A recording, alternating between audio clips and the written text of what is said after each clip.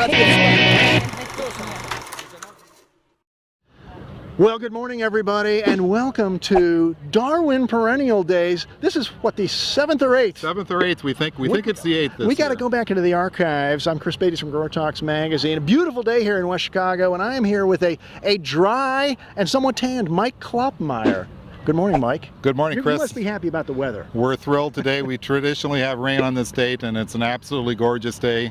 Mid-70s and the low 80s. Perfect. If you're not here, well, it's too late if you're watching this video. It's tough to take good photographs with all that sun. But and the perennials are looking better than ever out here. You've got new beds, right? We've got new beds constructed here in the past year.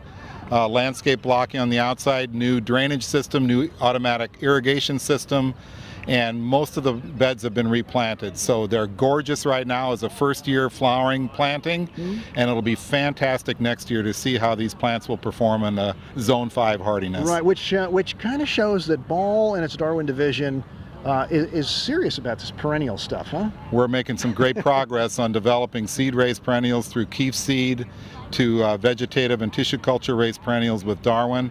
We do a lot of trialing on this product to make sure it works good in the container for the grower and works well in the landscape for the consumer. And this is a great place to showcase our products. And we're going to walk through in a little bit with Carl Batchke, because I know you're kind of busy out here with the customers. But a big attendance. Huge attendance this year. This is a record. Last year we were hovering around 300. We have over 500 people in this year, and I think the draw is the gardens. The draw is the new varieties that are being presented, including roses and shrubs from Star Roses and Plants, but also our supplier showcase. We have 30 suppliers, hard goods and mainly young plant suppliers, specialized in perennials. So it's all about perennials, it's all about the landscape, and it's a great place for our customers to come in and touch base with their suppliers, see new genetics, and have a good time all together. In other words, the perennial trend is not on the downward slope. We don't think so. I think anyway. The fact that more and more of the new genetics will give you more continuous summer flowering. These perennials are starting to look and act like annuals, yet they'll come back the next season without having to replant. We're going to go take a look at a few with Carl, but Mike, congrats on a great day.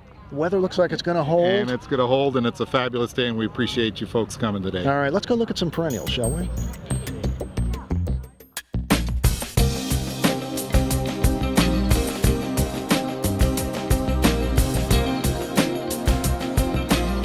Well, Dr. K, as we like to call Mike Kloppmeyer, is great at the introduction, but he's busy over there. When it comes to looking at plants, who better than Carl Batchke, global product development manager for Darwin. Global, that's a big place, but we pinned you down here in West Chicago, and the first thing we're looking at is Salvia. That's right. There's what, 3 different kinds I'm looking at here? Give us a quick lesson on the different kind of salvia you have here, and show us what's new. We've got our hardy salvia that are hardy here in Illinois or in the north, like the Salvia nemarosa. Blue marble is one of the key varieties in that class. Huge flowers, Zone 4 plant, perennial. Zone 4 perennial. But then there's tender salvia like this Mirage.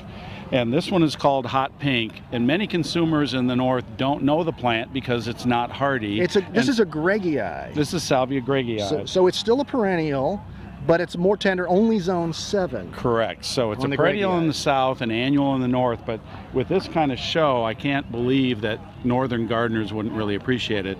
It's also a hummingbird magnet. Yeah, it looks like it with the flowers up there. And you're getting colors over in the greggii you don't find over in the nemarosas? That's correct. Yeah, so that's a lot broader color. And then the other nemarosa I wanted to talk about is a new introduction for us called Rose Marble. So it's a sister to Blue Marble. Again, huge flowers, intense rose color, all the same great flowering features. So we're really excited about this Another one for Zone 4. So how many in the Marble series now? So 2 now. Or is it a collection or a series with perennials? It depends on how who you're talking to, but we call it a series. All right, these look close enough. These look really uniform. Yeah. Teach us something else about perennials out here in the Darwin day. You know, all right, we're looking at Dianthus now. That's right. And there's a lot of Dianthus out there, annual and perennial, potted plants, in fact. Carnations are Dianthus, right? Talk about Dianthus from Darwin's perspective. Sure. So from our perspective, we felt that there was a strong need in the market for Dianthus that were meant for the landscape. Many Dianthus look great in a pot. They're okay in the landscape, but not really selected and bred for that. So we came up with this collection of Dianthus called Mountain Frost that really are stunning in the landscape. They hold up to cold temperatures, zone 4 hardy. Also, they hold up to rain. They hold up to heat. They're performing well in the south. So we think we've really nailed it. Now, it is a collection. They're all a little bit different. Like Pink Pom Pom, for instance, is this nice little double-flowered one. They will bloom all summer for us here in Illinois. Even as far south as Georgia, we're getting summer-long So blooming. these will take the heat. They're Right. zone 5, Right. so they'll obviously Yep. survive through the winter. And when will they start blooming in the spring? So naturally in the spring outdoors in Illinois, they'll start in late April, early May. So you get pretty much a season of color out Correct. of these. That's All right. So that's Mountain Frost Dianthus hybrid. Now, Right. what were you were throwing out some pretty nice species names on the pot type or the Right. So the pot annuals. types are more caryophyllous types. That's the true carnation we think of, and that's why they have those nice double flowers and kind of upright stems, and they're really beautiful. This is more alpine species. Grantianopolitanus is one of those, and try saying that 10 times fast.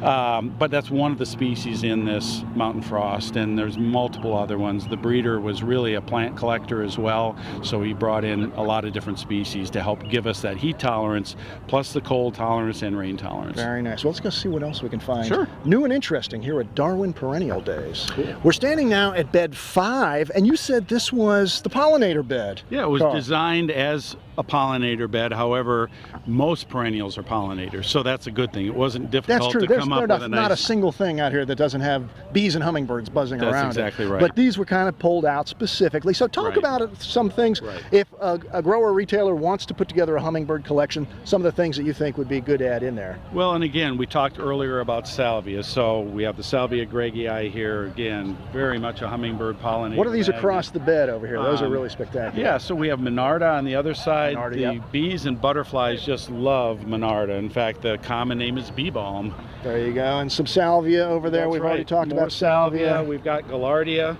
Penstemons. We love Penstemons for our pollinator. Agastache is wonderful because it's in the mint family, so you actually get kind of a mint scent to the leaves, but the butterflies love Agastache. very nice. Yep. Little adder is a nice compact Agastache for the garden. More salvias here, and again, I love this Penstemon Rose Quartz. This will bloom for Tell us about this. That is summer long.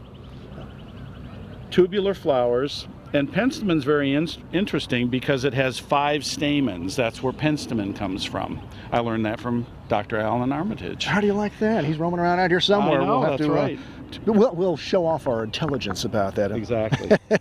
And this is rose quartz. Are there other quartz? There's a variety called amethyst quartz, which is a really nice lavender. And the bees are buzzing around in there as Yep. well. So how about if we want something for the shade? Okay. You got anything you can show us? Absolutely. Let's check walk it out. down to the shade garden. All right.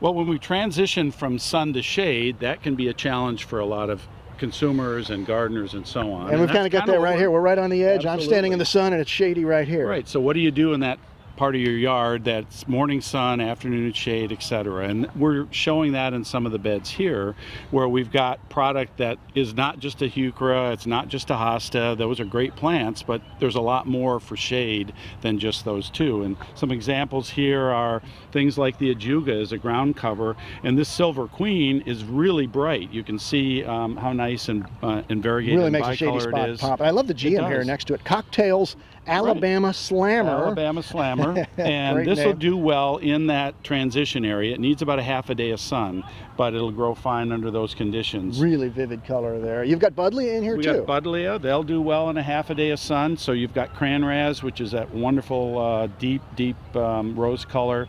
And then Ligularia. That's not one that people know very well, but it is zone 5 hardy.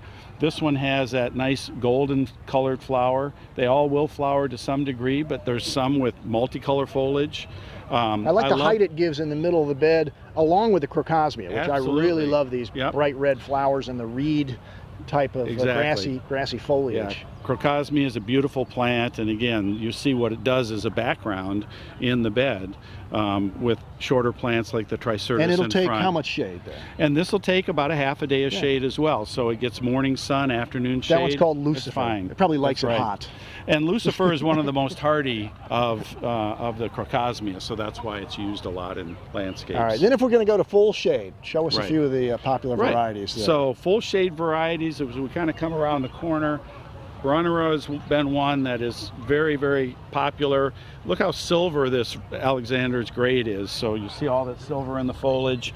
It really makes the shade pop. Full shade, again, we start thinking about things in our next bed like Heuchera. And I like that as an option to hostas Absolutely. and Heucheras, which I won't say are overdone by any means, but certainly there's lots of other options. That's exactly right. So now we get into the Carnival series. And again, they don't all have to be dark color. You've got Limeade here, which is a nice chartreuse, bright green for the shade as well. So Carl, Yes. have you got a favorite perennial?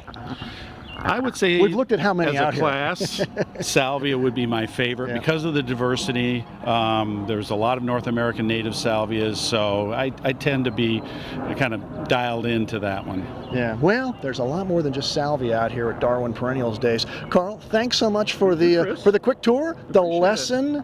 We're going to go back through and take some photos. Excellent. All right. It's a great day. Good day out here at Darwin Perennial Days 2017.